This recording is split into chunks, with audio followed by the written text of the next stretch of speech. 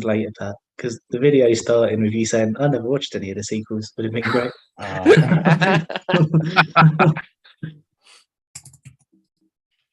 No, fuck that. I didn't recycle the fucking story. Get out of here. Yeah, one They is recycled a lot of elements. Well, No, one one of is- them's Hamlet and one of them's Romeo and Juliet. They're completely different. Come, educate Alec. You can't bring in the artillery for this. Camilla's the only one that can. I'm all for this. Do you have a Oh, little okay, this- button or something? Maria's bringing out the big guns. And- she's got Blimey, like that's a his whole wife. dissertation on her phone, and she's got to fucking break Oh this yeah, shit she's down. got like. Oh, you thought the Loki review was long. Camilla's review is even longer. Oh, Well, at least it's going to be released sooner. Oh, that was bitchy. We've been waiting a year for part 2. Oh, you won't be getting it now. Well, I don't expect it.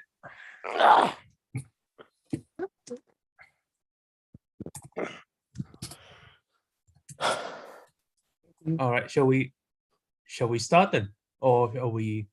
I don't know. I'm Dunno. expecting a kicking off Camilla. Yeah, is Oh, that as a man? Oh, Lisa. Oh, What is the list? Sorry. Your face. I don't know what it is that I'm supposed to be saying. You're coming. Number 2 is rubbish. So basically, the story is that even at the end of the first one, it looks like Scar was killed. He was actually exiled, and a group of lionesses went off with him. So the second movie, but he had picked a cub to like be his successor, Who looks a lot like. who looks a lot like him. Oh, it's not his son.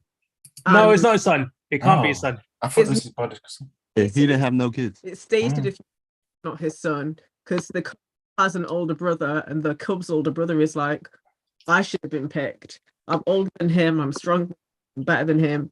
Yeah, like- he looked like trash. He really looked really fragile. He looked like It's, my team. Thank you, Ellie. Do you remember anything about the line? What's going on here? We're- it's, I mean, like if we want to talk, Oh, if we want to talk family dynamics of the Lion King, it couldn't be his like son, because essentially that would make. So Them I'm going to cousins. bring my mum in to also argue this point. Uh, can we've So- got like, Mum, they're ruining my film.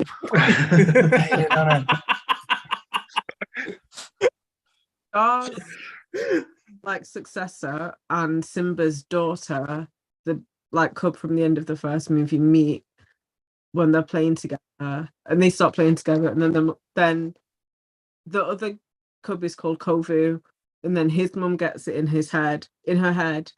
If these two cubs make friends, then we can like infiltrate Simba's pride and kill, and kill Simba. him.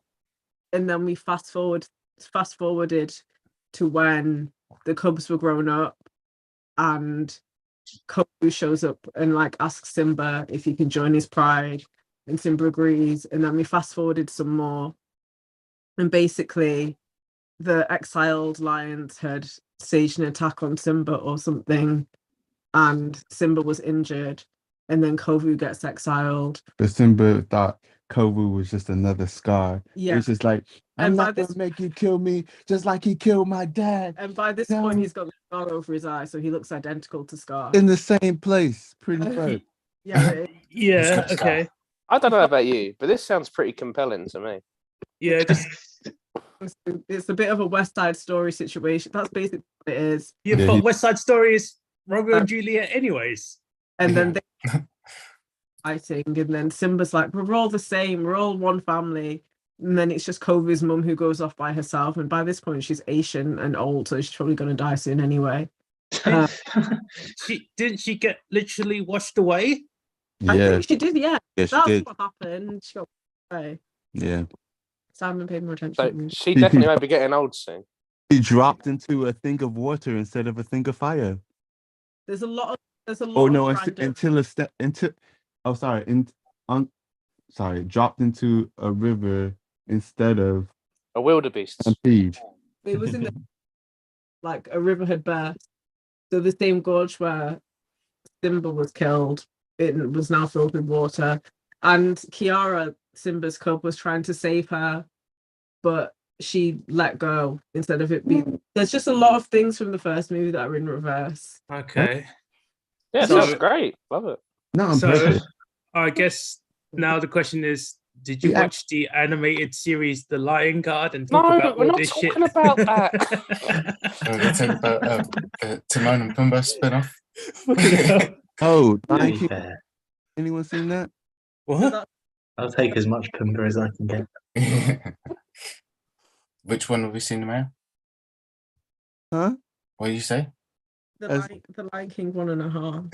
Oh, that Yes. one. Yeah, that one. I have seen that, and there were a few bits I was going to talk about in this chat, but we got really derailed by it because we haven't even went.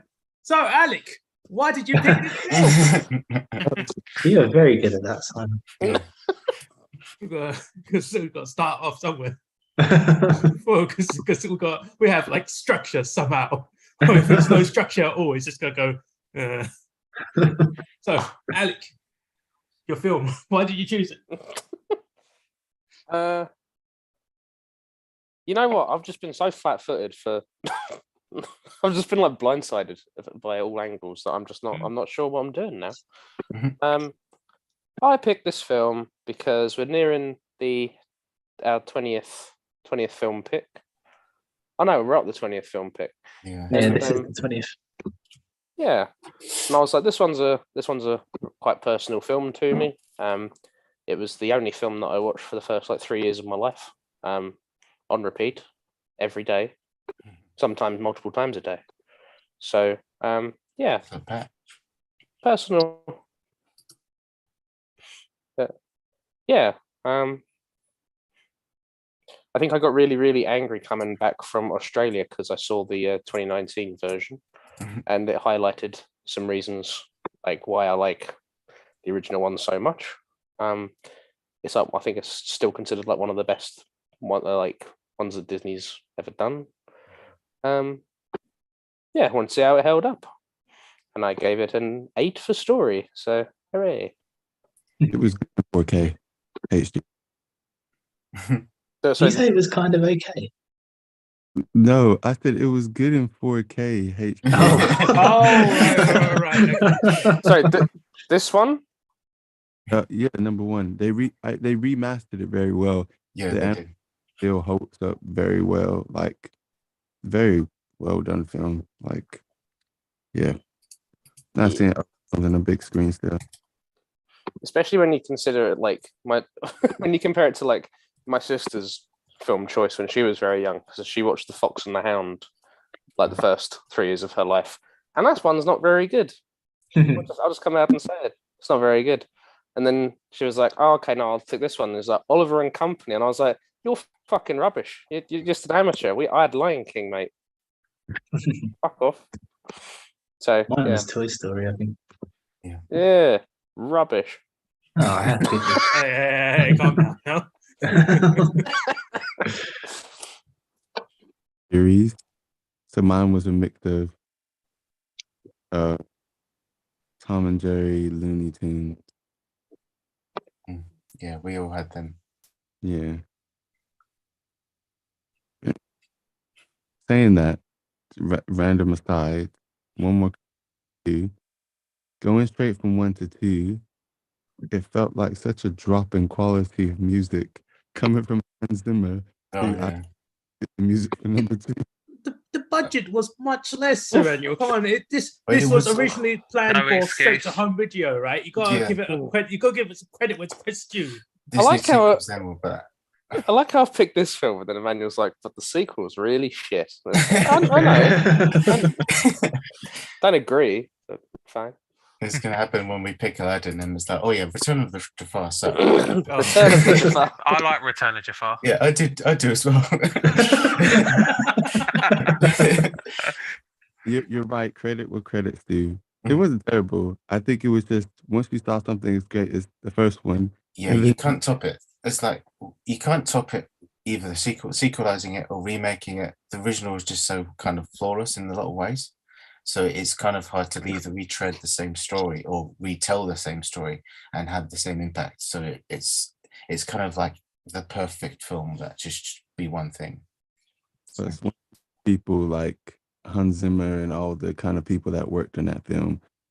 It's just, I was just thinking how I didn't realize he did the music for Lion King because I didn't see it since I was a kid. And I was thinking he's unlike some composers like James Horner, who that is not as flexible. Like I tend to go like when you see a film with Hans Zimmer, he's made the music, you don't immediately think, oh, this is him. You think, oh, this is really good, and you find out it's him. Yeah. Like from this Inception, Batman, Dune, and all sorts of other stuff, and he always makes music just perfect for whatever it is. Just To bring it to life. It's just while you were saying it, I just had it in my head, like just the Inception noise, just. I was like, Circle of classic. Life. Circle of But yeah, he is amazing. Emmanuel's right. He's got like this range that he can do all these sorts of films, and then it doesn't really. That's the thing. Everyone thinks him as blah and nothing else, but no. Every single film, he has so much range, and he doesn't repeat himself. That's the thing. So Fucking hell. that's funny because you were talking about Hans Zimmer, but you described how I think of Pat. Oh, brah. I think Pat and the toilet. I don't know if that's a sound. That's, More of that's, a, that's an experience. it's more of a blunt echo. A Blecko. But with you, Pat, everything's gas. That's me. Right, sorry. I think Emmanuel was trying to say something, but his mic gets muted whenever someone else sorry, man. talks. So go. oh, that's all right. I was laughing along with you guys. I get what you're saying, Alec. I know you're joking at the same time. But the Christopher Nolan. Like Christopher Nolan like wants certain things. So every time he works with him, he's just like, okay, put this in as well. It's like, you sure? Like, yeah. It's like, okay. But there was no Bois in June. So Ah. Debunked. No bois in June, please. I want no boys in.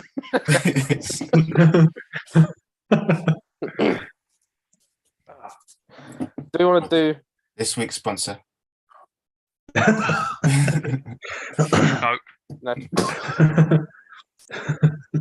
Andy, Oh, candy kittens. Rachel's been eating That is candy a good kittens lately. program. yeah, they taste very good. If you like Haribo, you will like these. If you like what? If you like Haribo, you will like these. They're all right. I don't mind them. What? Good. Blood orange pomegranate. What was it? There's a dragon fruit one. Yeah, Rachel has the wild strawberry ones, I think. Yeah, Anyway, man, great stuff. Anyway, well, we've already everyone's seen this one before, but I don't know if anyone wants to do like the little. Is it worth doing sort of Yeah, opening why not? statement or Yeah. Go on then, Rob. Who's going first? Rob's been nominated. Oh, okay. All So right, I fuck you, probably- don't do it. I probably saw this like later than all of you guys because I didn't actually see it until me and Rachel got together, which would have been like 6 years ago, something like that. Because it's her favourite film, and I managed to find a screening of it somewhere. So the first time I saw it, which was pretty cool, was in a cinema. Oh, And yeah, I mean, although I don't like have the nostalgia for it like you guys presumably do, I do. I think it's like probably one of my favorite Disney films now. And there's a lot. Well, there's a lot that I relate to in it as well, which is very nice. And not just Pat reminding me a lot of Pumbaa. there's stuff that goes beyond that. But yeah, no, definitely one of my favorite Disney films. And yeah, Ooh.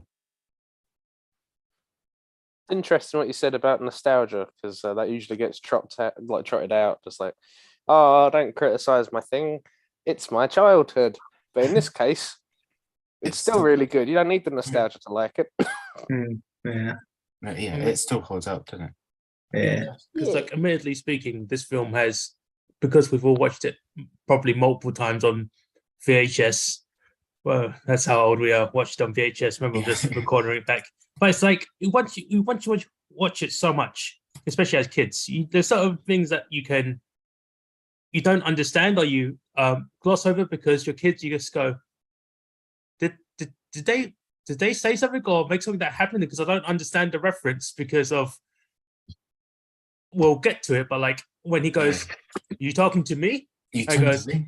what is that a reference to something? I don't understand it. You know, Taxi driver. little kid person goes, Yeah. Is that? I don't get what that means. Is there me? Why are the adults laughing? I don't understand. I don't get what it means. And it's like you just gloss over it as a child. You realize when you go back and watch it as an adult, you go, oh, that's what they were doing. Why did they put this in the kids' movie though? That doesn't make sense. But it doesn't. That's okay because it's Lion King. Oh, it has all the more for children parts and more for the more dramatic for adult parts as well. But it's like all blended in to be a very great story, and you know it's fucking Lion King until they fucked it up with the 3D animated special. Oh, sorry, live action. Yeah, okay, fuck. County out. Ugh. Yeah, I suppose it's a bit like The Simpsons in that respect because it's like you grow up with all these references and then you go back and watch films like A Clockwork Orange and whatever, and it's like, oh, that's Treehouse of Horror. Yeah, that's The Shining. That's like 2001. Oh no, it's all been done. But that's what's good about it is that you appreciate when you're a kid and you still appreciate it now. But not because of the references, but you can see these little details here and there. But because the story is so like rock solid, and the thing what Lion King is so good at it doesn't rely on not just those sort of gags and stuff. It is just they're like sprinkles in the whole film. It's just like very like I wouldn't say an afterthought, but the focus of the film is just kind of like the story of Simba and Mufasa. And that's the central thing to it. It's not just going to make all these cultural references and then it's dated a couple of years later because it doesn't work. It stands out because it's just this very isolated, self-contained story, and I think that's why it's so good because it's just let's just do Hamlet with lines, but make its own thing as well, and it just is a story that's well told with great music, great songs, great characters, especially great voice acting all the way through is just flawless. And the animation is just like every frame is perfection. So that's why I think it holds up to me. Just speaking of that quickly, just because you mentioned it, I didn't realize until this time how quick the skull bit is because it's literally just like, it's like less than a second. I couldn't believe that when I was talking to my sister about it being Hamlet thing, and I was like, "You're aware of what that is, though? Like you're talking to a skull," and she's like, "No," and I'm just like, "The thing in Lion King when he's talking to the skull, like that's Hamlet." Like she's going, "I've got no fucking clue what you're talking about." I was like, "It's in Space Jam. Bugs Bunny does." Yeah. Skull part in Lion King again. When Scar's like in like he's got Zazu in like the little cage thing, and they're singing "I've got a lovely bunch of coconuts," and he puts his Oh no! He was gonna sing "It's a Small World" first, but then he went, "No, not that song." he puts his fingers in the eye holes of a skull, and he starts singing at it, and it's a reference to Hamlet. Okay, I still don't. I don't know or remember the story to Hamlet, so. Oh, you basically just watched it. It's just Lion King with humans. Yeah. Cool. Manuel, do you want to give your opening statement? Since you hated it. Right? 7.5 for enjoyment. What are you doing? Oh, it was all right. Oh, it was all right. Jesus Christ, right? You gotta explain. What did you not? Did there were aspects that you didn't like, or what? So to sum it up, um, talking about nostalgia, I don't really have nostalgia because I saw it once, but thought as a kid, that's okay. And then as I thought it's very well made. It's okay. Okay. And that's pretty much like I don't think anything is bad in it at all. I think everything's really well made. Oh, it's really well done. I think they did an excellent job. Like, yeah, I like have no criticisms for it. It's just I just don't love it. It's just all right. Hmm, Mm. Do you know what? I will say, like, watching it this time, and you made me think of this because you posted the Tiny Desk concert, and I was kind of like, now that the music from the musical exists, the music in Lion King doesn't seem as great. Oh yeah, admittedly, that's true. Yeah. I do get what you mean because we watched that Tiny Desk just before we watched the film. It's I think for me it's more cool. It's just cool seeing how it's developed into that. Mm, Like it's had impact and gone bigger than itself, and you have this musical that's still gone on for like 25 years and still going. And one of the people in the Tiny Desk was has been in there from the start. yeah, Be cool. It's just like, man. yeah. But even like when they do the scene where Mufasa's talking about the stars and stuff, but I was sitting there like, he lives in you, and then the scene came and went, and I was like, oh, they're not doing it. That one's in Lion King 2, but we don't fucking like Is that it one for really? some I haven't reason. seen Lion King I 2. did Lion King too. That's the opening song for that. Oh well, 10 for production when we get around to that. For two, it felt like Lion King has a more timeless feel to it. The second one, it feels like you're in feels like you're in like the 90s. Like with like early Yes. 90s where you've just come out of the 80s and you're getting like these slow ballady kind of MIDI type sounding songs. It's just like, yeah, okay. Yeah, because in the second one they introduced bad CG fire into the scenes, where there's a scene where someone's covered in fire and it's like those shitty like stock photo fire pictures. It's really bad, and you go, all right, yeah, we're in the 90s where we're beginning to do the shitty CG stuff. That's the way that works, unfortunately. It's that this period between 2D to 3D animation and the experimentation of that and just going like Yeah, it's fine. We'll put it on the VHS. It's fine. No one knows. Bird looked like he hadn't been eating enough anymore, which actually goes well with the story because they didn't have enough food. But I just think the animation style had changed that much that he looked worse and had less feathers, but it also suited the story that he looks worse because he hasn't been eating as much. Right. Sorry. Patrick, do you want to give your state? Yeah, why not? Like Alec, I used to watch it back to back a lot when I was a kid. So like by the time I was 7 or 8, I must have watched it like 1,000 times. Like as a kid, it was probably one of my favorite films. Unlike Rob or Ben or whoever, Toy Story wasn't really a thing for me. It was just Lion King or Aladdin. This is probably one of the few films where it has one specific scene that actually upsets me each time, even now. Okay, let's get into this. Is it when Pumbaa's friends can't stand downwind? No. You know the scene. I can't stand watching Mufasa die. Yeah. Oh, Yeah, Rachel okay. had to turn Yeah, away when we were it's just brilliantly done. That always gets me. I don't know why. It's not exactly in terms of films I've watched throughout my life. It's not exactly the saddest scene, but it always gets me. But like from the animation to the voice acting to the story to pretty much everything, it's nearly a perfect film.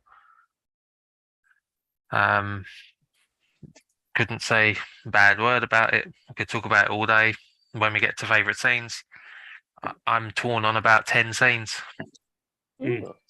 So like it's good. It's good. Yeah, saying about the animation. Really, I don't know. I think it was like just dead impressive. Like, because obviously you kind of forget you're watching a cartoon at points. I think where like the lines are still because they brought lines in, like the animators they brought lines in to kind of see how they moved so they could In the office. yeah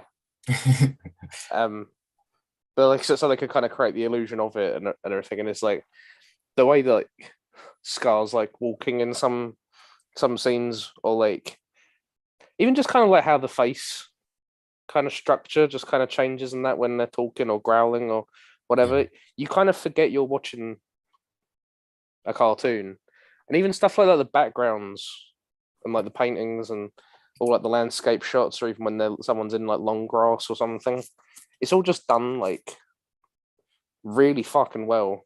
And it's considering it started off as like a VHS like thing, and it's nearly all 2D.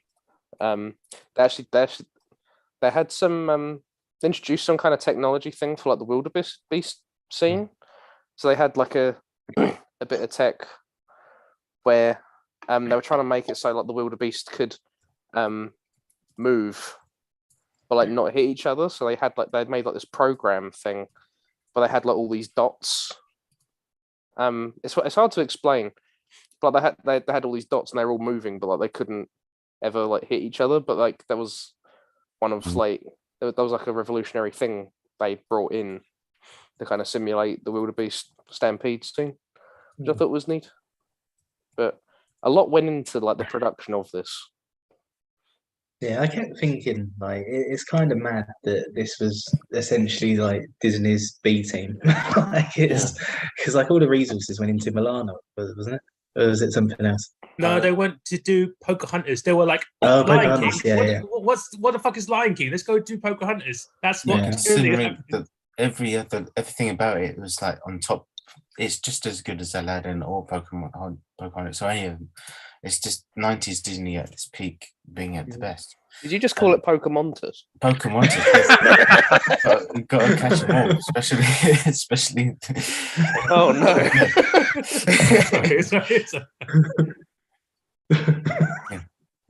But like I think what you were saying earlier is that the wildebeest sequence is quite interesting because it's the only part of the film that's actually 3D CG animation, but it doesn't jar or doesn't like come out and make it look obvious or anything. It's not like some of the later Disneys or some of the straight to DVD Disneys that have come out since the Lion King was.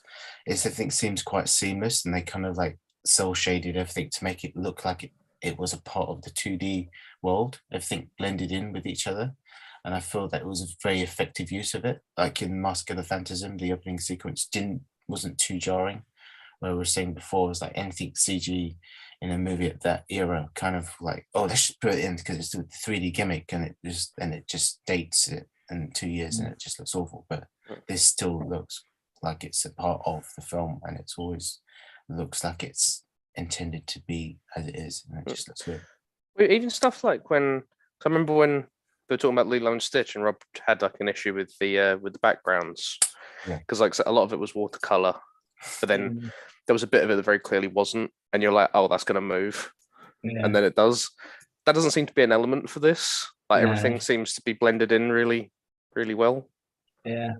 There's only like there's one scene where it looked a little odd, but it's just when Scar's singing "Be Prepared" and he's got like almost like a Nazi setup for all the hyenas, and they're kind of like walking in line. Intentional. That's the only time where I went, no, that looks a bit odd. But it's like That's It's I kind don't of know, like pretty inconsequential. it's a very exaggerated theatrical thing, like when Simba's singing "Can't Wait to Be King." It's all like it's not in the world it's in. It's just kind of in his imagination. So that's kind of what I imagine. This is Scar's imagination of who he is. He wants to be this fascist leader kind of thing. So that's what he has in his head. Yeah. No, it's just I don't know. It's just the animation style for that scene just looks a bit, I don't know, a little bit strange compared to the rest of it. But like I say, like it doesn't really matter. Only one little bit of one little sequence sticks out to you. Yeah. Even just like I think when Nala's sneaking up on Pumbaa, and then you kind of have like a big wide shot of like all this long grass, and you can't see her unless you look, and then you go, oh, hang on a minute, no, I can see her, but you have to fucking look, and then get a bit closer, and you might still even miss her, but you know, if you're looking for her, you can still see her in there, and it's like, this is so fucking good. Like, this is exactly what happens, because you only get like a couple of seconds to look, to like glimpse at it, but like, yeah. Really, really cool. Yeah, I really like that whole sequence. It's I don't know, to be honest, anytime Pumbaa's on the screen, I'm just having like the best time.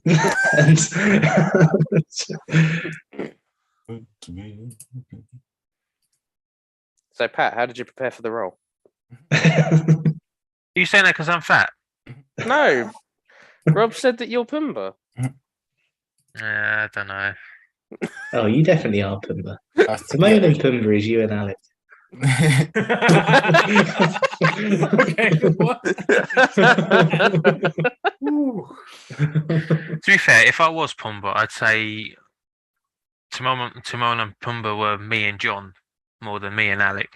Yeah, I see that as well, to be fair. I see that as well. But Pumbaa's like, it's not just the gassy thing, but That's why. That's why. part of it. That Just is because part I'm a of it. But farty boy.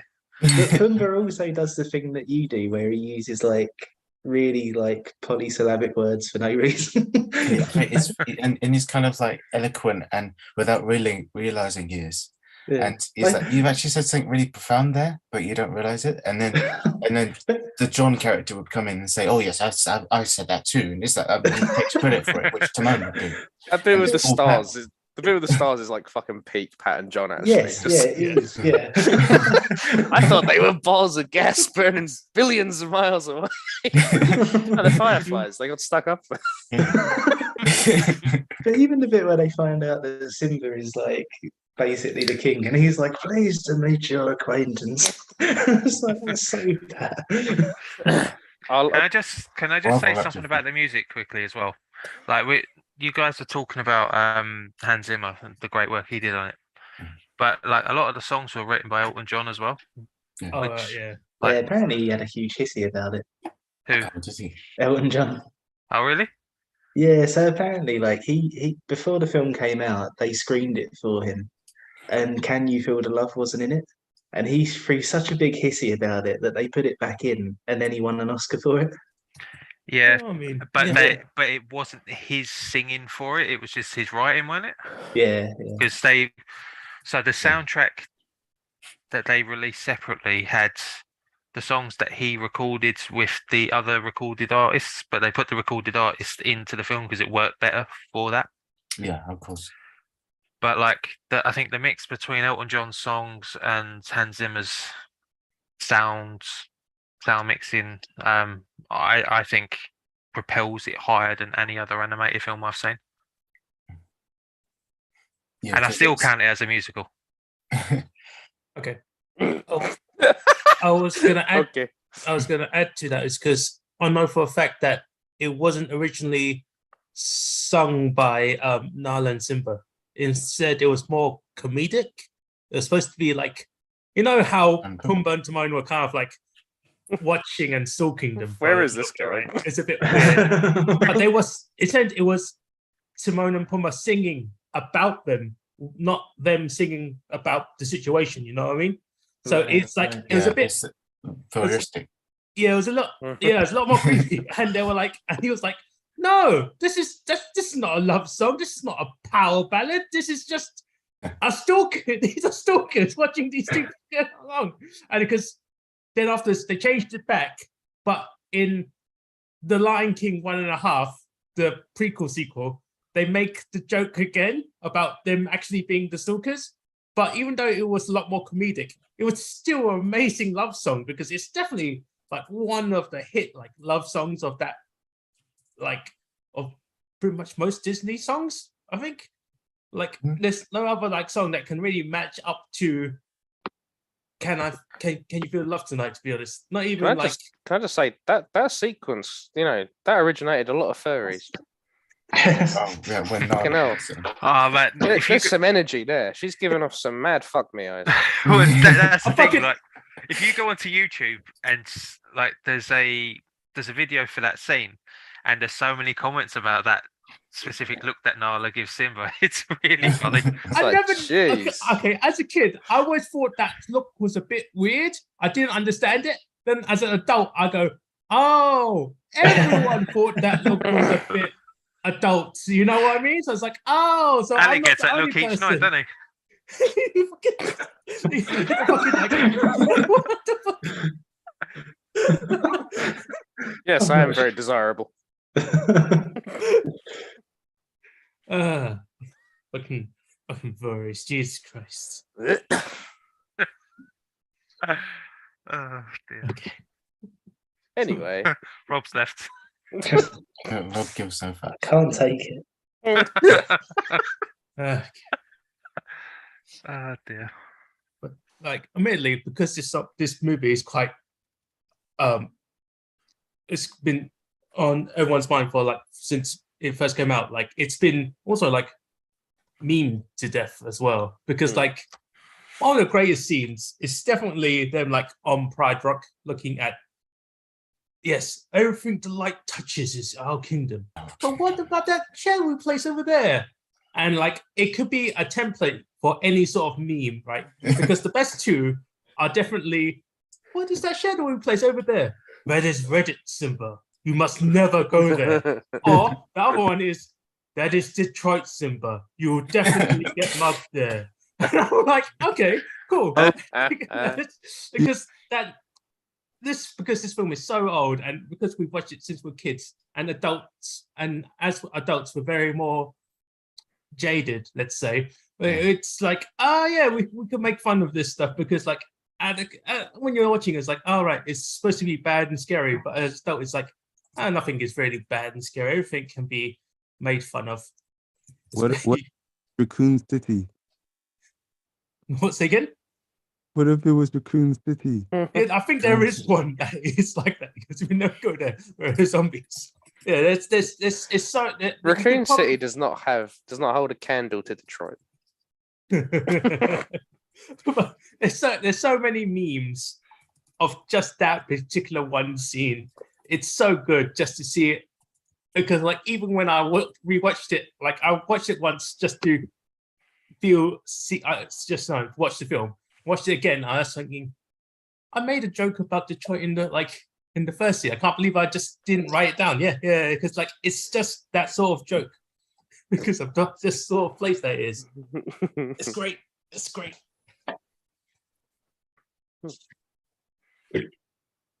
Bless you. Thank you.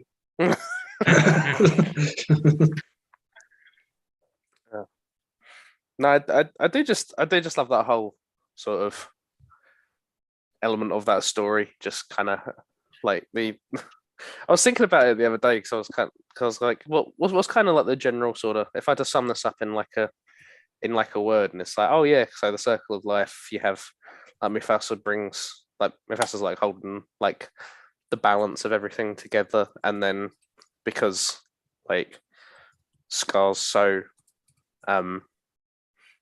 like hung up on everything and he's really envious, and that he allies himself with like the hyenas, and I was like, what's like the hyenas like, what's happened there? And it's just like the reason they've been segregated, I guess, is like because they don't know when to stop and they overfeed, and it's all like about like greed and that. And then when Scar reintroduces that, it just throws everything out of whack, and it's the overhunting that breaks it and stuff. And it's just like, man, there's a lot of mature stuff going on, and it's like it's not even necessarily something that a kid would be able to articulate or even necessarily understand, but like there's some mature stuff going on there. Yeah, I was saying that. Well, yeah, Disney, Pixar, and Studio Ghibli are particularly good at. I think it's a sort of, I don't know, they're kids' films up to a point, but beyond that point, they're as deep as any other adult film. Like it's almost like a bit of a buffet where you can sort of take what you want from it, and whatever you end up taking, you end up with a decent time. Well, but I have issues with the way you termed that. Why? Deep like any other adult film. No, well, as deep, not like. This is why I get hung up though with people who go like, "Oh, it's a kids' movie. It doesn't matter." And I'm like, "It's not fucking Paw Patrol, is it? Like, it's not." It's a bit more upmarket than that. You can't lump. Just Well, it's just the connotation that the term adult film has these days. oh, for fuck's sake. Oh, I see what you mean. But there's no like elegant way to portray it. You can't say, yeah, it's a more mature person's film. That doesn't sound right either. I mean, there's no way you could have made that without being like sounding off-putting, right? Some context. God damn Yeah, I know. A bit That's about like the thing. Though, people really, going, 'cause kids going through like that. Oh, that was weird. Sorry, what? No, so everything sort of lagged on my laptop, and I could hear your voice, but it didn't look like you were talking. And I was like, "What's going on?" But yeah, no, that's kind of the difference between like this kind of film and something like Shark Boy and Lava Girl. It's kind of like with that, you can see that they've gone, this is a kids' film, so it doesn't really matter. Whereas this is it's less a kids' film and it's more of just like a universal film, and whoever you are, you can get into. You're right, Emmanuel. You look very grumpy. He looks tired. Yeah. Thinking Yeah. about Simba's Pride. Day, not the most comfortable 5-hour coach ride. Are you in Manchester? Yeah. Oh man, Oh no. is that Otherwise- why you watched the Lion King sequel? Huh? Is that why you watched the Lion King sequel? No. No. We watched that yesterday because Camilla wanted to hear the one song she liked in it. Okay. But then we were just kind of custom different elements of it. But again, if it's standalone, it's actually all right. It's just in comparison, I think. Obviously, I was being too on it. Mm. Rough. Points like all you guys have been making. And there's lots of things like I didn't know about it either. Like what you were saying, Simon. It's really cool.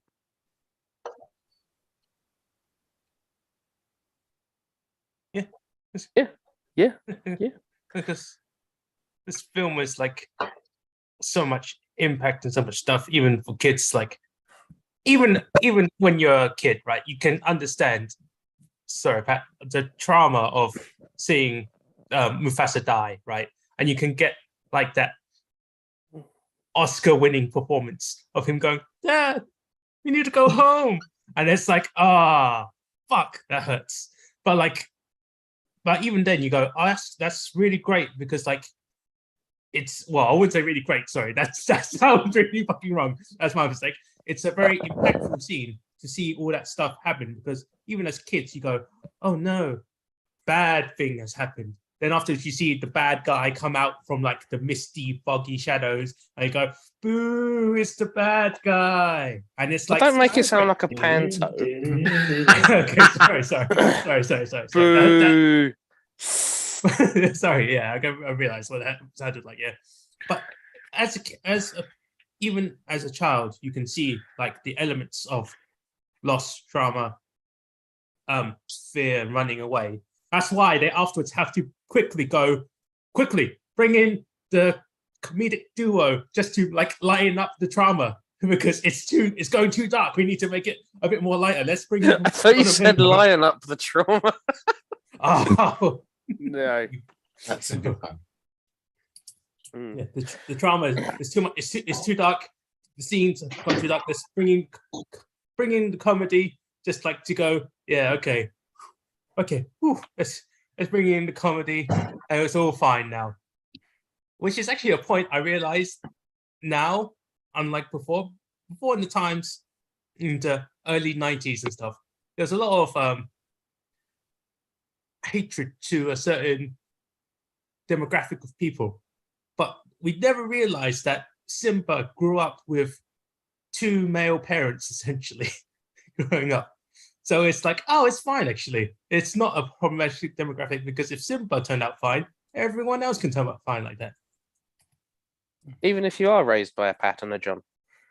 Wait, what? Never mind. I was being funny. I guess it went whoosh. That's fine. Anyway. Whoosh. No. All right, never mind. Mhm. I was expecting a reaction. I didn't get one. Oh, okay, never mind. I'll fuck it. Okay, so Right. Don't do favorite scenes. Things. I was just thinking, no, he's not the best of dad. But he's dealing with his own trauma still. but he grew up with 2 male parents nearly. And like as a child growing up with 2 male parents, and especially in the 90s, where that was not well looked upon. No one really thought about it too much. And he went, oh wait, yeah, he does. He grew up with 2 male parents. Oh, Timon and Pumbaa. Probably, yeah. It didn't have that relationship, probably. But like, it's just the thing that no, it's just it went push. I don't know if a lot of people's heads, and they're like, oh yeah, he grew up with 2 dads essentially. Yeah, I guess it's because the context of everything, they were two friends, outcasts, who were just like chilling together near the desert, and then he came along. He's another outcast, so they're just best of friends and lifelong brothers. You're literally describing what a homo relationship was in the 90s, Emmanuel. You literally just described that.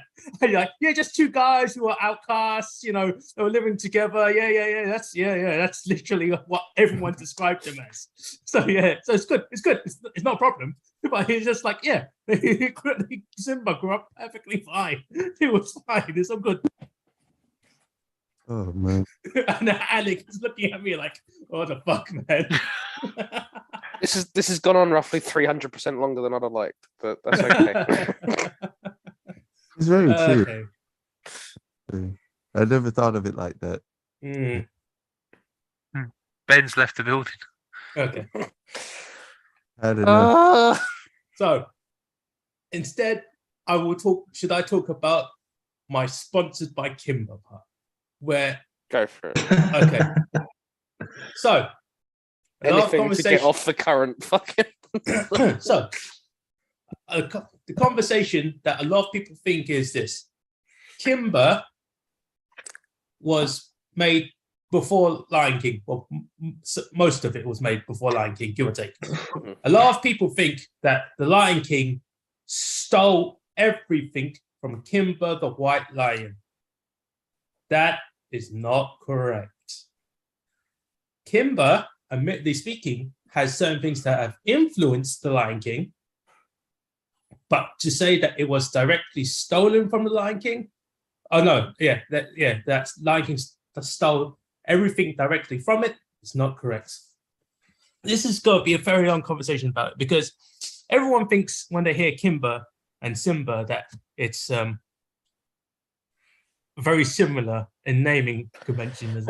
It's a bit coincidental, right? There was a thing on BuzzFeed, wasn't there? There was just like a bunch of like videos came out, and they're all going like, "Huh, Simba, Kimber, suspicious," and it's like, No, it's because Simba just means lion in Swahili, I think, if I remember that correctly. But no, there are certain elements that I will say that are influenced by Kimber, and I have written down, where is it?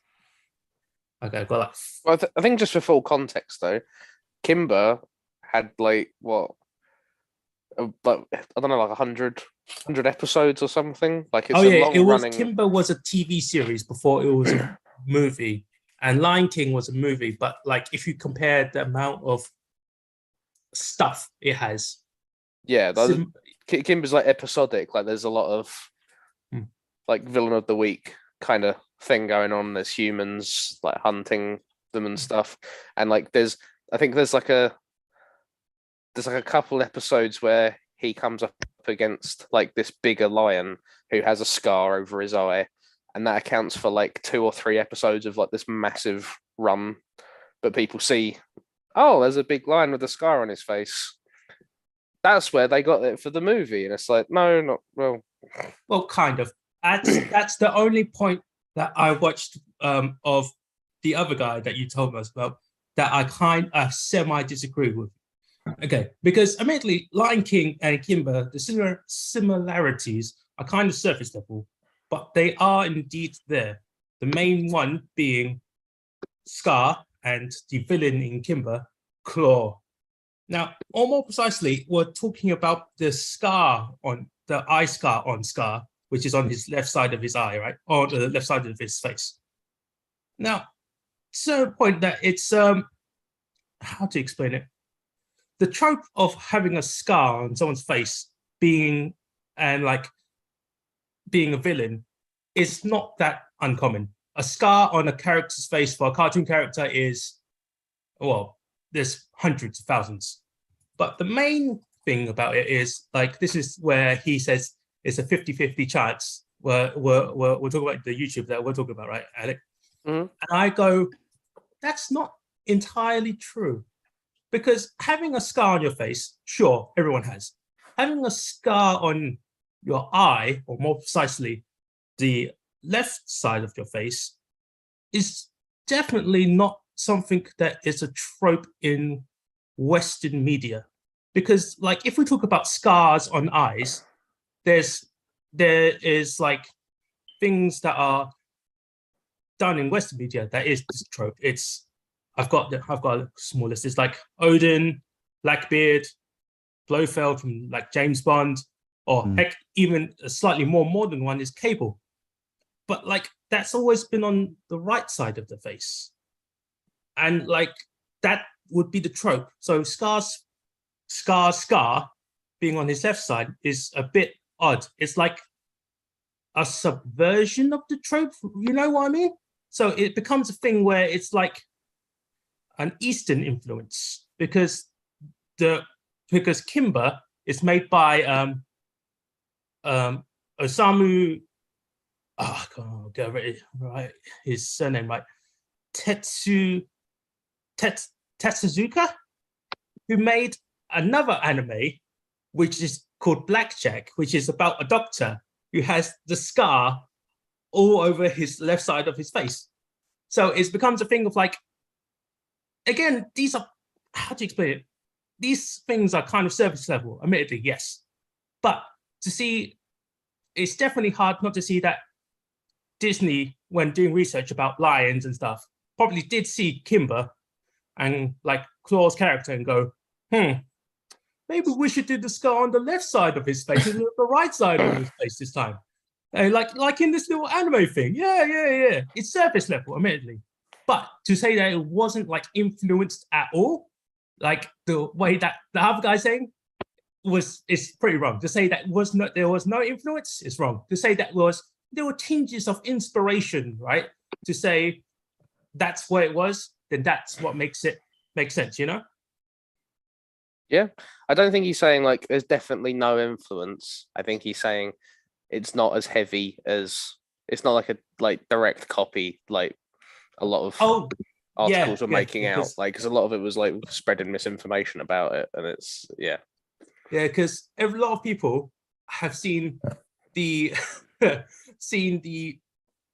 Kimber the White Lion movie, but not realizing that Kimber the White Lion movie was made after Lion King. So it's like, oh yeah, they copied it. No. It was like they had influence from Kimber, which made Lion King, but then they remade Kimber because of Lion King. That's how that works. It's really confusing sometimes but like people have been like, yeah, it's a direct copy. Disney is like an evil corporation that just copies things. What? No, Get out Disney of here. is obviously an evil corporation that just copies things. Don't but start they him give it off. Copying justice. That's not how that works. But right, yeah, go on. That's my like 10-minute rant about Kimber and like the influences that they did have. There's more, but it's like influences. You know, if you hadn't have mentioned Kimber, I would never have known of his existence. Yeah.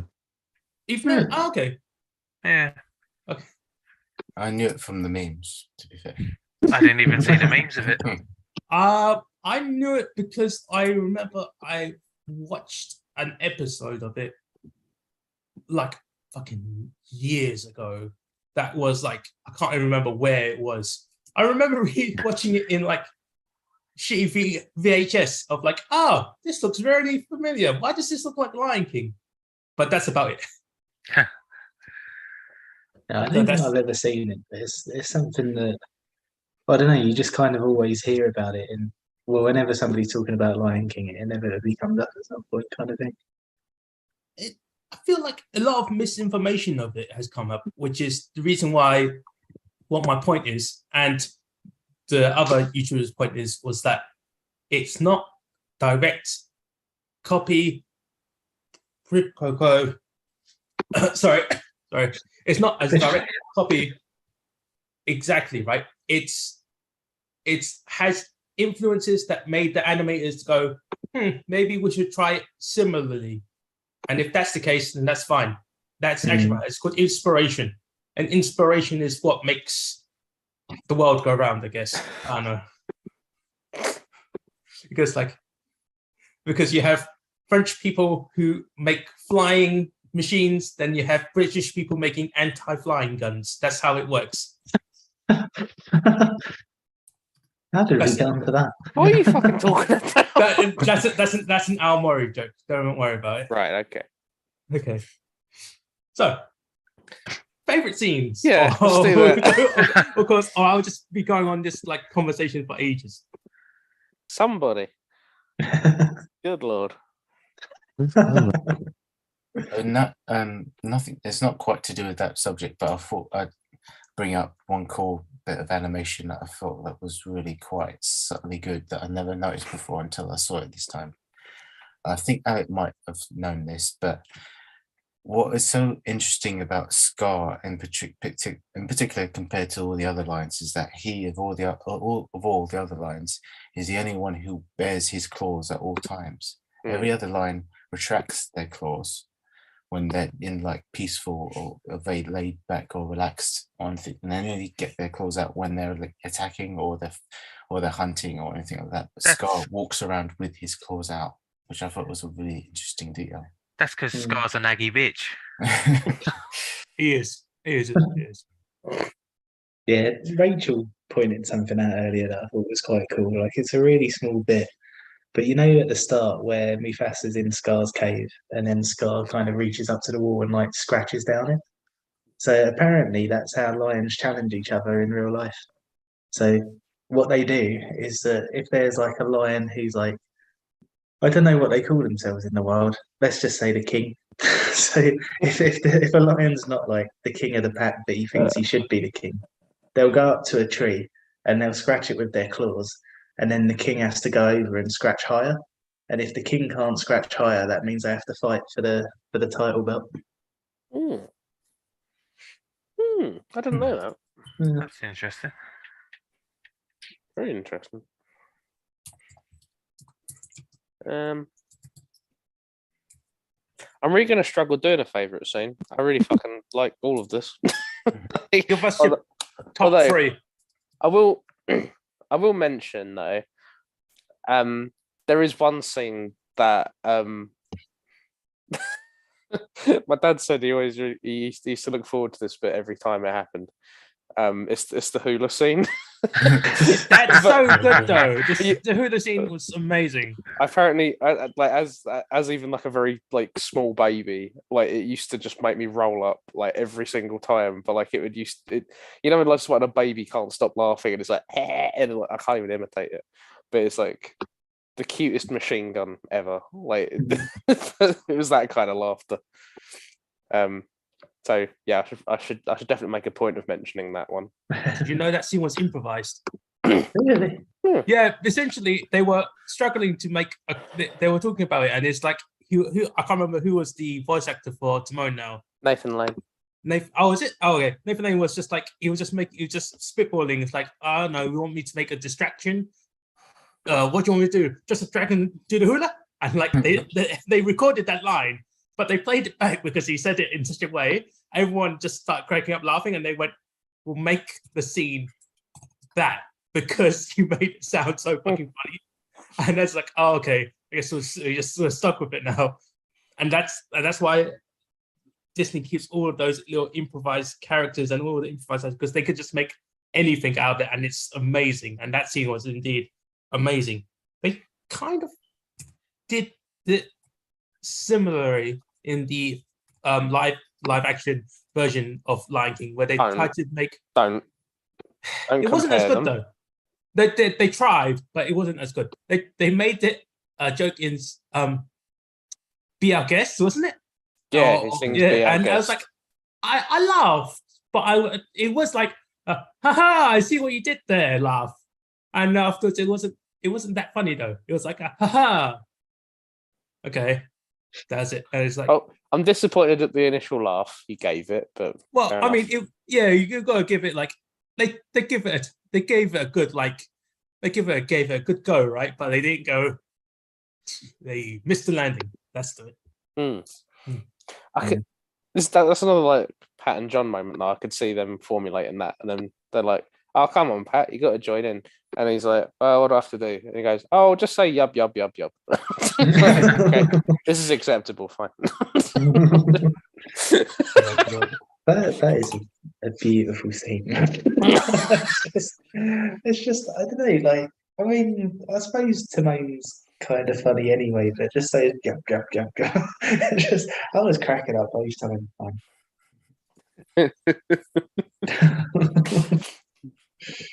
So yeah, love that.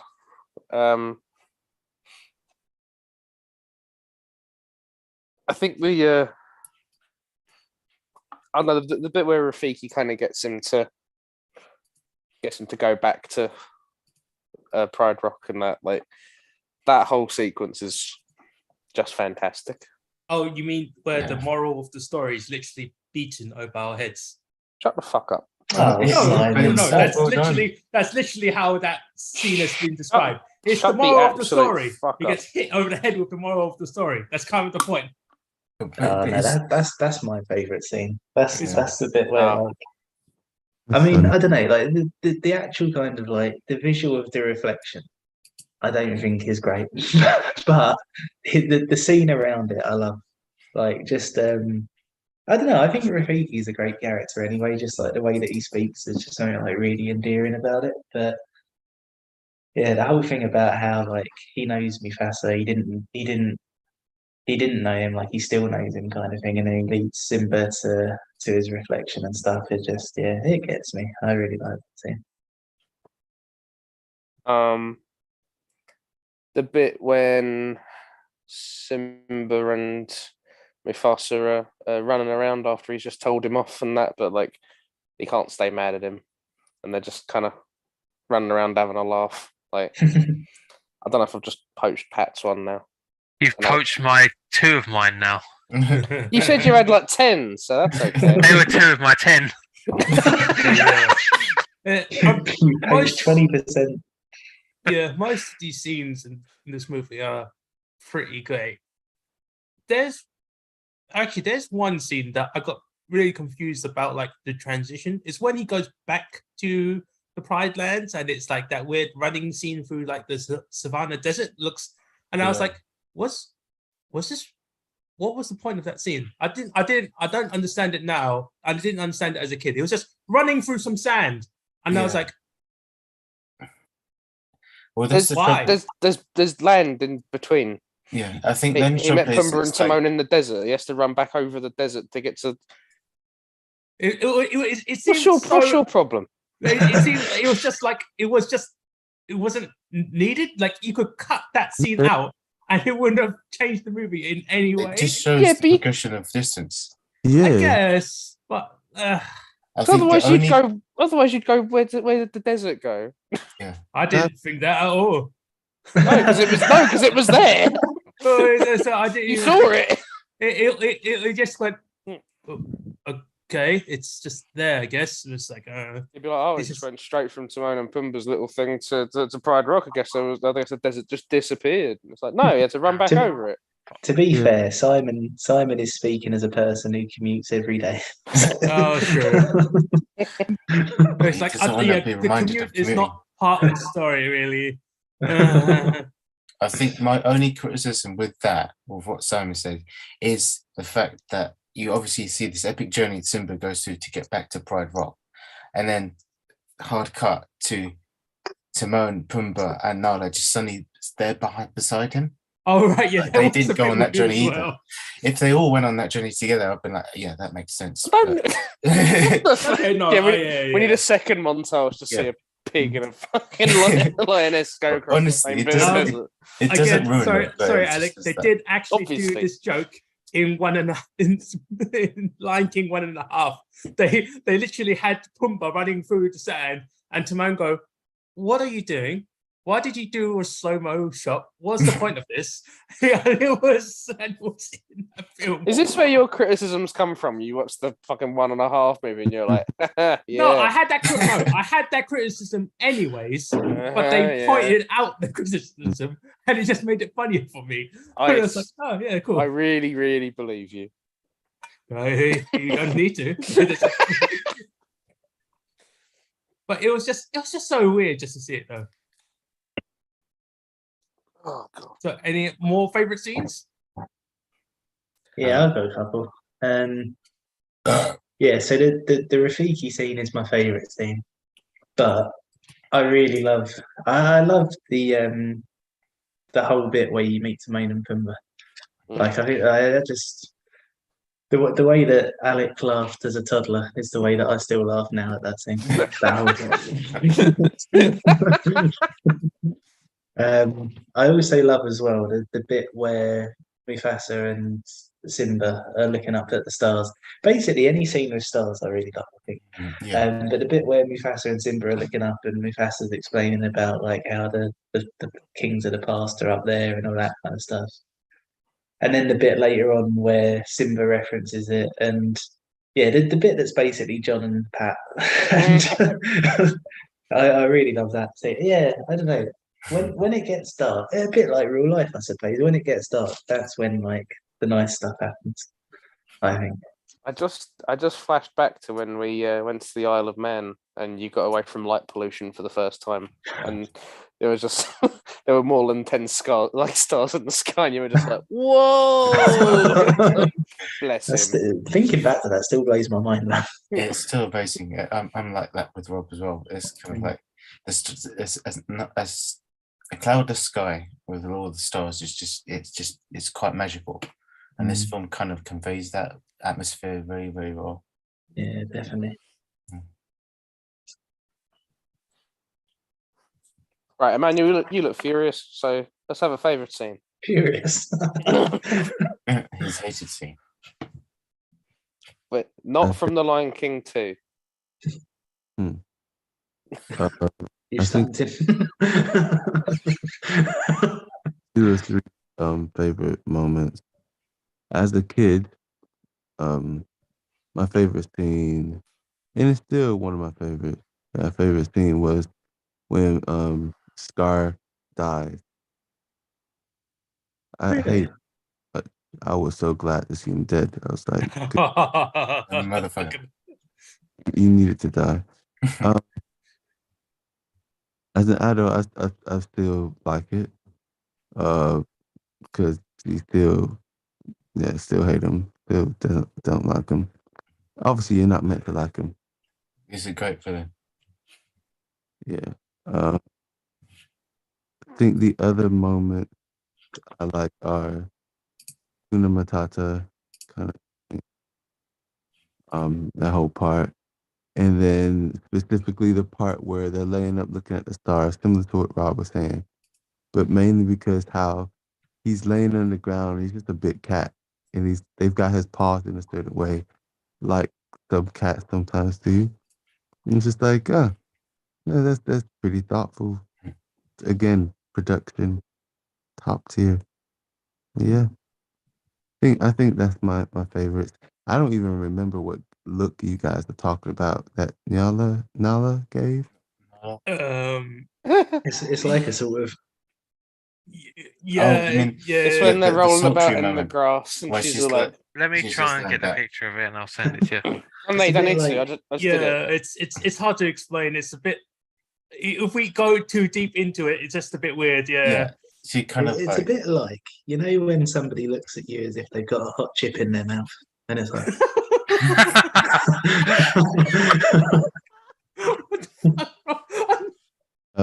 Camilla just showed me a picture. I thought you were just going to go, Camilla just did it to me. And I just went, oh, that one. Yeah. Well, It's the same look. yeah, same look. That went right over my head. It's probably because I was just like,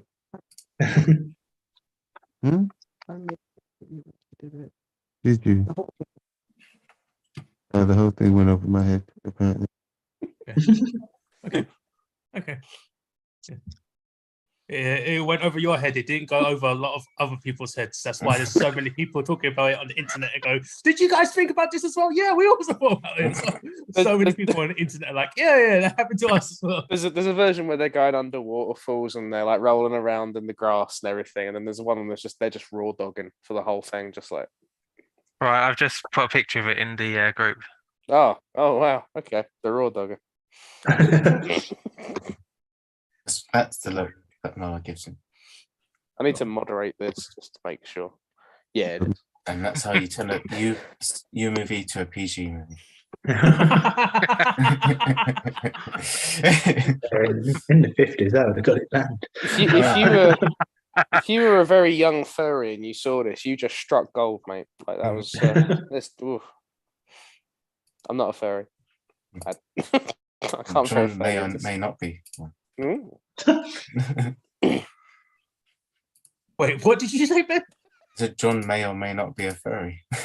What?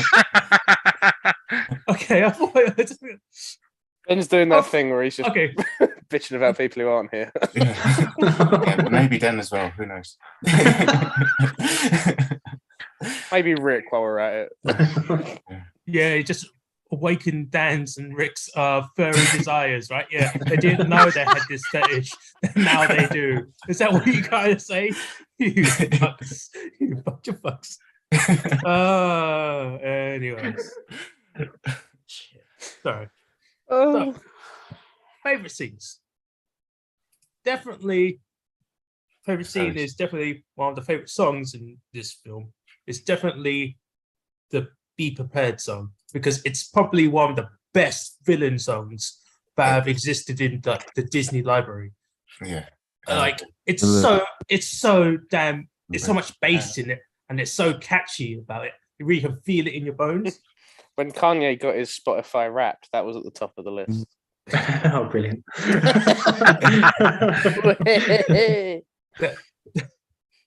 The only thing that I didn't know as a child was because Jeremy Irons can't really sing, that they had to bring in Jim Cummings, who does the Darkwing Duck voice, to sing it, Oh, I sing didn't the know rest of the finish off the song because he just couldn't hit the notes.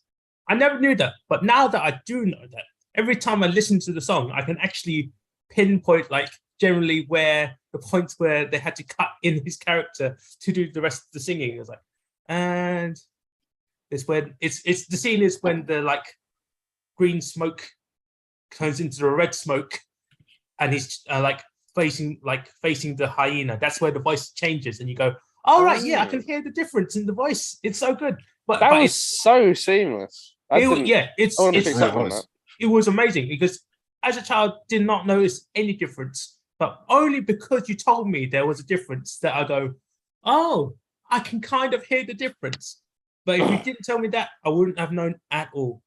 Well, like there's such a cool element of Jeremy Irons' performance in that as well. Like he goes to lengths to sound like a lion, and there's bit where he's like, "I quiver in fear," and it's like, "Oh!"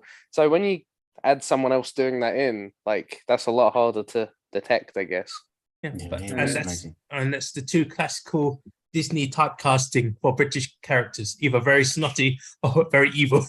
Very the snotty, two- very evil. Or very evil, or both sometimes.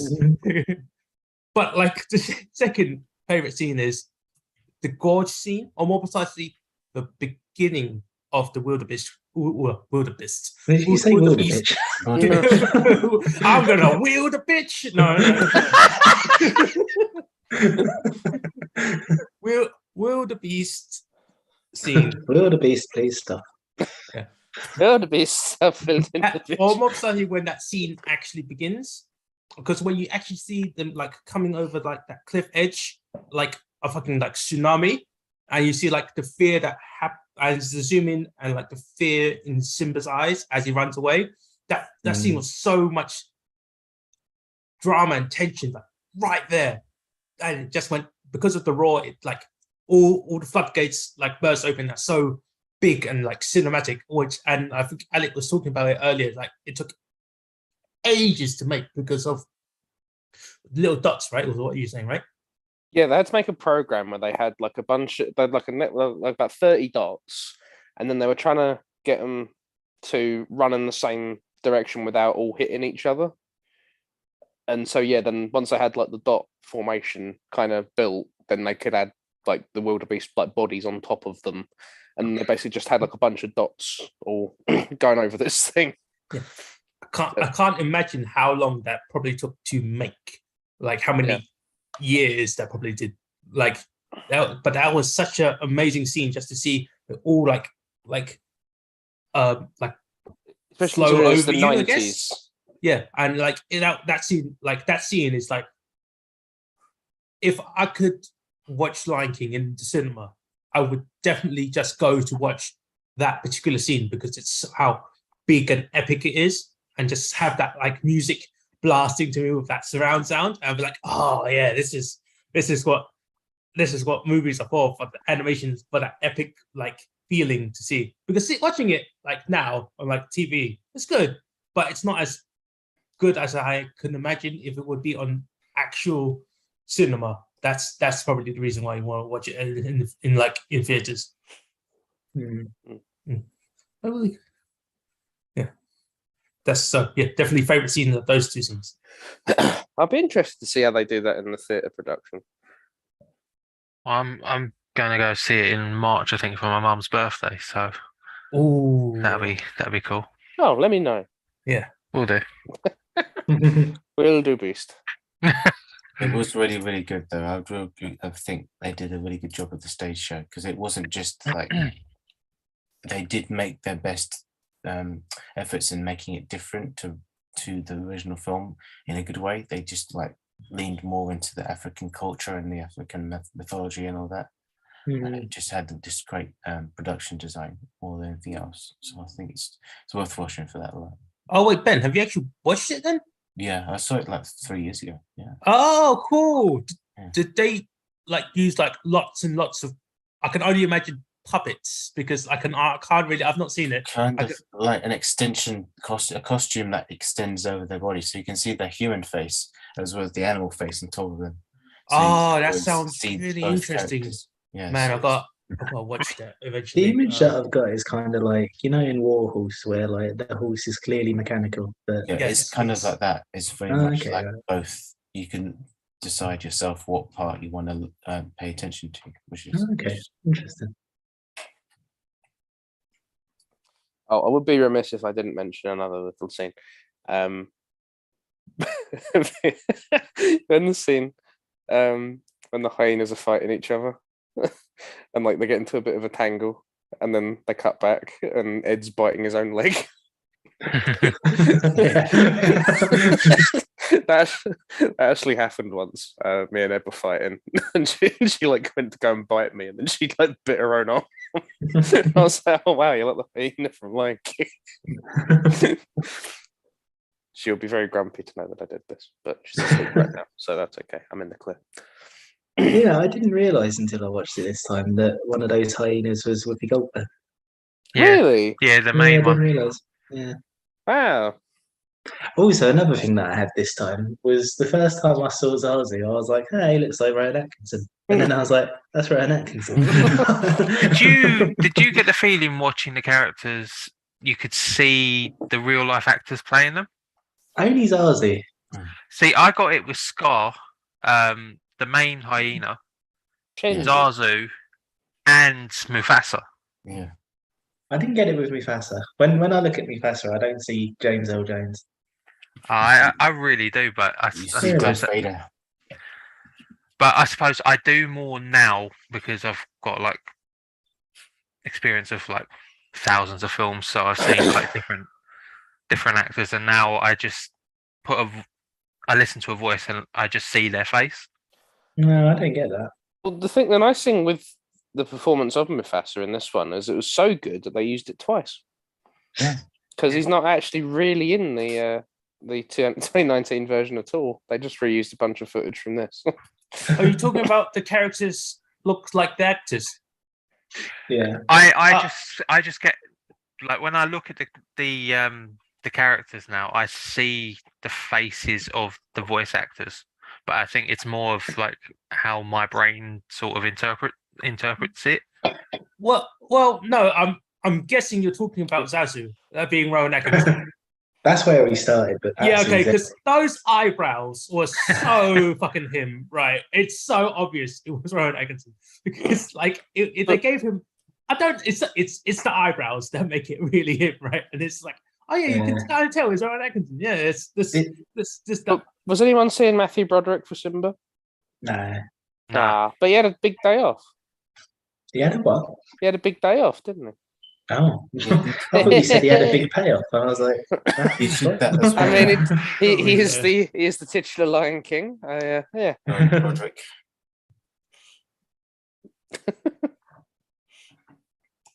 Right, I guess I should get my favorite scenes out of the way. Yeah, go on. There was this one, there was that one. Supermarket sweep. Let's go. So I'll go back to referring to the ones that Alec had as well. yeah, that was a There- cool line.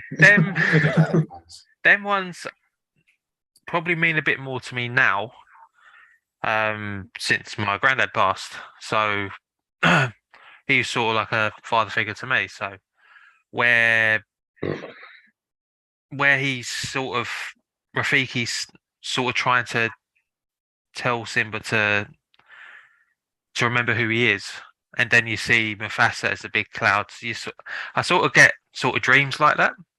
Really? Yeah. But I love how the whole scene sort of takes place. It's so good. Probably is technically the best scene in the film. The one where they'd just started disobeying Mufasa and went into where the hyenas are, and he thinks he's going to be in big trouble, but then they end up playing around. That was sort of my relationship with my granddad as well. Like I'd be a dickhead. He'd tell me off, and then we'd be sort of planning about again. So I sort of related to that quite a bit. Do you know what? I don't think you ever really had a run-in with him, but Ben and Simon and maybe Emmanuel probably did. But that scene really reminded me of Mr. Carter. No, I don't know him. He was a In what science sense? teacher at Sydney. Ah. But he always used to do that thing where, like, if you were doing something like stupid in the playground, he'd be like, "Right, get here right now, get in my classroom," and then you'd go in the classroom and he'd be like, "Come on, boys, what's going on?" You think of it Like, like it's that same Miss- kind of. The worst trouble in the world. one with the really big beard. Yeah, Yeah, that's that right. was Yeah, it. in the ponytail. Oh, yeah, okay. Great big bushy beard. I can kind of see what you mean by that. I guess he was. Yeah, he was. He could be strict, but Hmm. he was generally playful as and nice as a teacher. But I always think that wasn't really because of him. I always thought that was because of Miss Kingsley influence on him. Because like Miss Kingsley was like that crazy wild science teacher that had Spider-Man toys to teach us about magnets. It was essentially the magnetic Spider-Man where you push the thing, he flips up because there's magnets on his feet. It's stuck off to the wall. It was the most just completely out there class. But I remember it to this day because it was a teacher brought in a Spider-Man toy to teach us about magnets, and that was like amazing because She was great, man. Yeah, she was good. It's good. I remember when she burnt the ceiling as well. That was quite fun. Sorry. Wait, what? But probably another scene that's not actually been really talked about was the sort of opening scene. But it's like that's fantastic. And now this is probably only going to be sort of relevant to me and Rob because of our sort of liking for football. But you know the meme version of that song? The meme version? Yeah, where the opening line sounds like Arsene Wenger. Oh right, yeah. But no, I love that opening scene anyway. Like it's so well put together. The song is fantastic. Rachel will be quite happy to hear you say that because when we was watching it earlier, she was like sat next to me, and then she turned and went, "Best opening to a film of all time." Yeah, really. I don't know if I can say that because I need to put all the facts together, but it's pretty good. I mean, like, it's definitely the best Disney opening, right? At least. I don't think. Don't disservice this. No, I'm saying it's like at minimum the best Disney opening for like an animated Disney film. It's probably probably the top one. Yeah, I'd agree. I like to be qualified it with animated, Simon, because it's not as good as Tron. What? I just wanted to see what you'd say. Anyone seen the movie Tron? I was gonna say one thing though, because we all probably watched this on Disney Plus or maybe Oh, VHS. It was a thing that I kind of missed about old Disney. Is that weird? You know, they did like the opening credits with like the castle, right? I kind of miss watching that old like VHS blue screen Disney thing that just like kind of like goes onto the screen. Oh yeah. It's something about that that's so nostalgic just to see it again. I'm like, oh yeah, but no, you can still get on the disc 3D version, thing, right? You still get that on the disc version.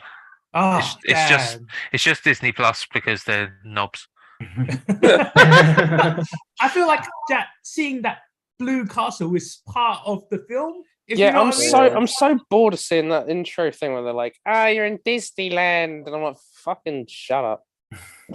Don't need it. And I know Alec is going to kick off at me saying this, but I do quite like the remake as well. It's not on the same level, don't get me wrong. Like it's nowhere near how great the original is. It's a fucking embarrassment. I sort of appreciate what they're doing in that. I quite like the idea of sort of using real lions and CGI in them, but you don't get the same emotions from their faces, which I think is something Rob pointed out to me at first, because I probably rated it a lot higher the first time I watched it. Then the second time I watched it, I noticed a lot more about the way they looked. But I still quite liked what they did there. When you look at interviews, though, Jon Favreau's at like openly admitting, yeah, it's good because we're going to use the same music from the original version, so that people will go, "Hey, I remember that music." So, and obviously you have that bit. Scummy. You have that bit where where Beyonce gets the lions to attack, which is really funny. I hate that bit so much. When we was watching it in the cinema when it first came out, that was the moment where I just went, there's no redemption for this film. I like them. I like them both, but obviously the animated one is far superior. Yeah, the characters' faces have such emotion in the animated Yeah. one, unlike the 3D one where they're like meow. It's just like, okay, did you like, was that supposed to be an angry face, or you're bitching to Simba face? What is this? What are you trying to portray here? It's just it's literally just a cat going meow to me, and it's like, no, it's not that great.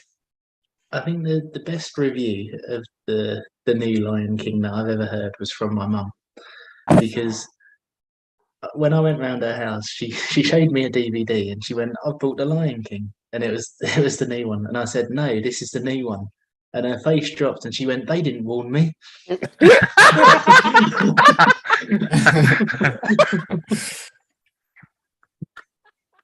That's not what I was expecting.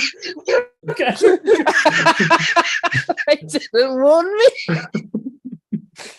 Dear Jen, just to let you know, we've remade the Lion King.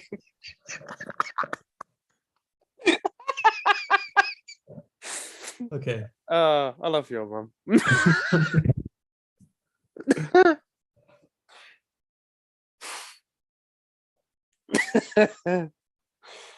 Oh god. I am looking forward to when someone picks Aladdin, because I think we'll have a similar sort of chat about that.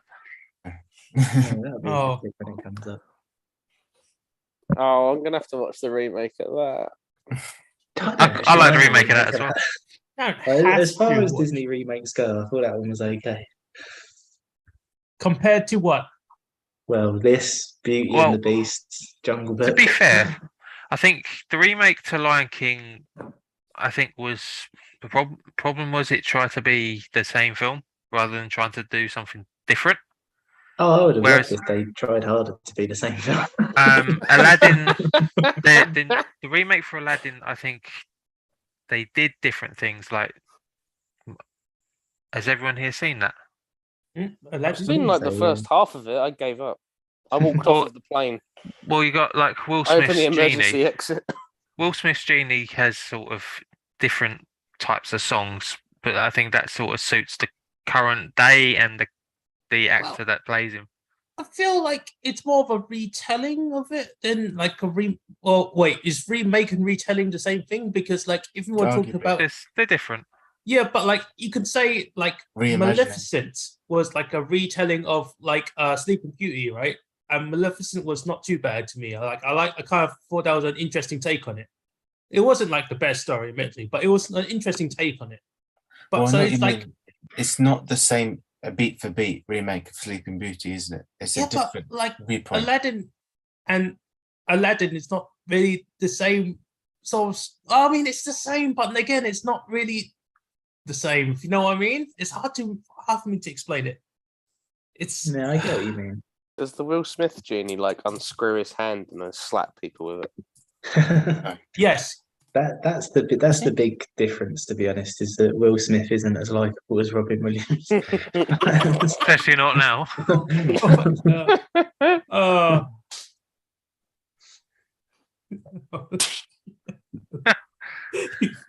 Ain't never had a friend like bang. Oh, fuck. Right. Have we got any other things that we want to mention? Yes, actually, I do. Yeah, I marked Story down. It's the only one that I didn't give a 10 was Story, and I took 1 point because I said to Rob actually at the beginning. I said I think I'm just going to give this all 10s. I think I might actually just give it all 10s. I don't know. And then yeah, I think him going into the desert and finding Timon and Pumbaa would count as a contrivance. I think I'm not against it. I'm glad it happens. I think it's a little bit of a contrivance. See, not all contrivances are bad.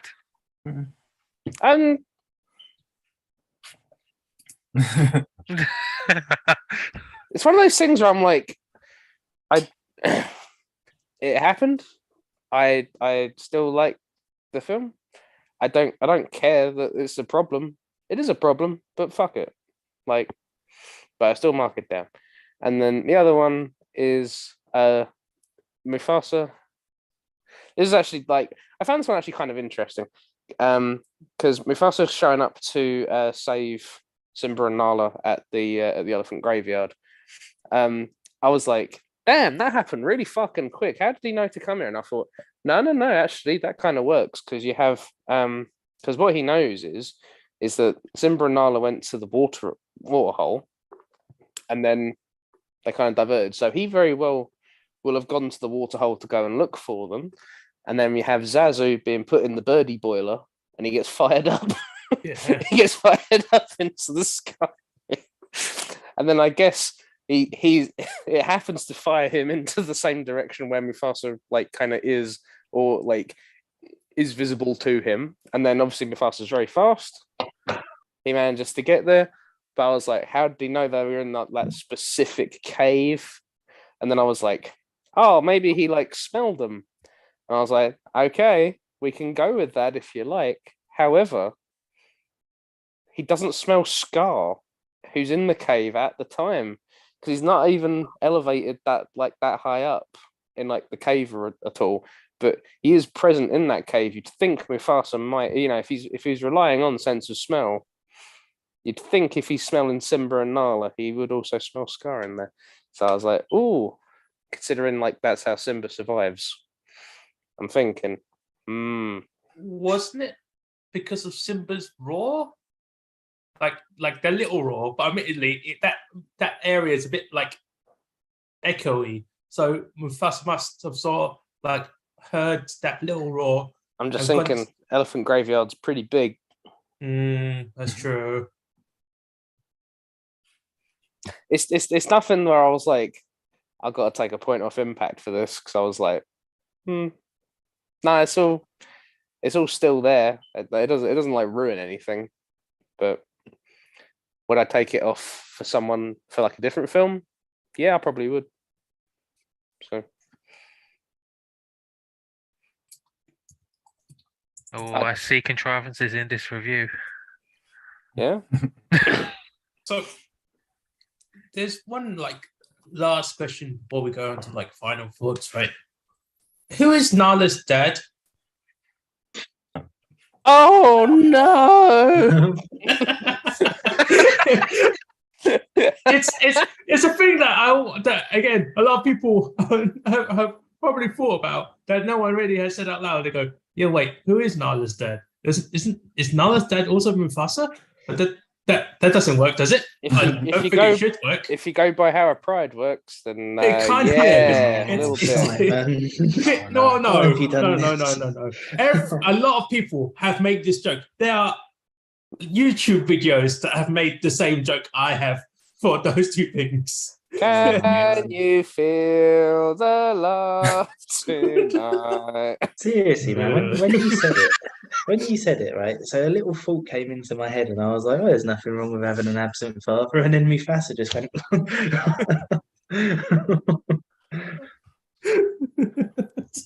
But like, yeah, that's because everyone who understands how animal works, you go, oh yeah, because in the pride there's only like one like alpha male, and he's the one that has all the females, and they oh no. I thought it was kind of uncomfortable when Simba shows back up and like Scar and Sarabi are having an argument, and I was like, shit, man, they're fucking. Ugh. They're fucking now, because he's the king now. That's rough. Oh dear. Yeah, Yes. Oh dear. Yes. we've ruined the Lion King. Hooray! Fuck's sake. Incest. Lion King is set in Norfolk. See, this is even worse, right? So they've tried to retrofit a bit of a plaster on this in the Lion Guard, but also her father is unnamed, so it could still be Mufasa. Oh. Very good. Okay. This was just something I read and I went, you know what? Yeah. I Yeah, accept. yeah. I'm going to accept that. Lions aren't people. That's okay. Whatever you guys want to do, that's what you do. Look, America exists. God bless him. Oxdale from the Isle of Man, that exists. You got to kind of you can't police the world. Anyway, now we've dropped that. Any parting thoughts on the Lion King?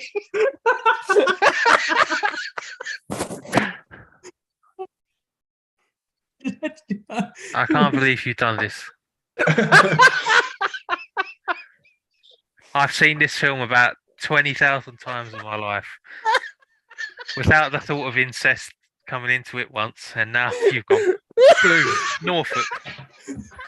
Where has Norfolk come from? Well, it's known as the incest area of the country, isn't it? Like Is Alabama it is in America. actually? Is it really? Yeah. Wow. I was about to go. My sister went to uni there. I thought, She didn't come back with webbed feet, did she? I don't think that's how incest works. That's just a joke. Yes. We're going to get people watching this video from Norfolk getting really offended now.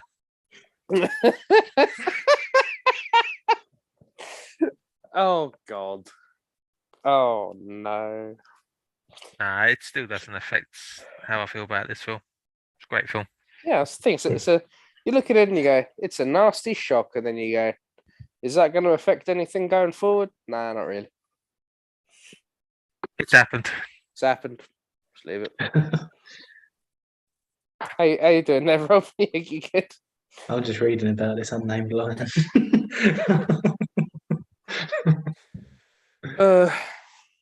Manual live or no? Okay. Right. Well, thanks This is- everybody. There's some comments on this little bit about this unnamed lion. The first one is, I'm confused. The second one is, I think he died. The third one is, how did this happen? The fourth one is, I can't believe you've done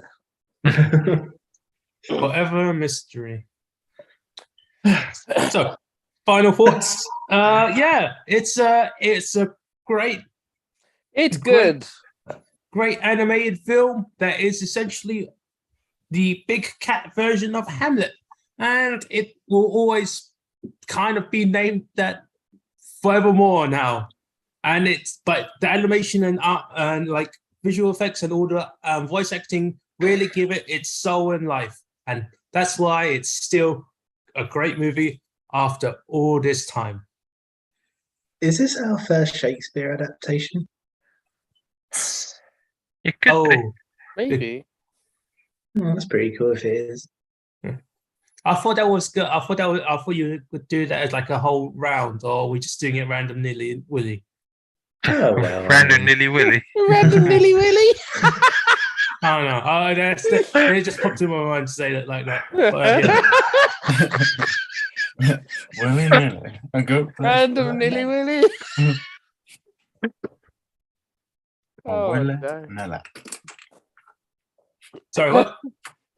Oh man, I'm glad I've had our first Shakespeare adaptation. That's cool. Yeah. Okay.